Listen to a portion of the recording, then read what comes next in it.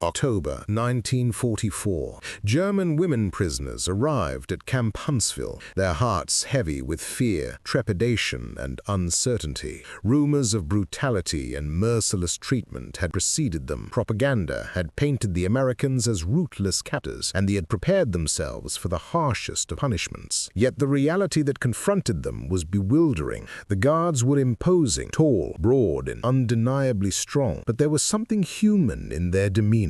Something that did not fit the terrifying image they had been taught to expect. At first, the women reacted with nervous laughter, whispering jokes about the sheer size and gentleness of these men, almost as if humor could shield them from the weight of their fear. These small, tentative moments of amusement were a fragile rebellion against the anxiety that threatened to overwhelm them. As days turned into weeks, the prisoners began to notice the subtle, unexpected kindness in their captors.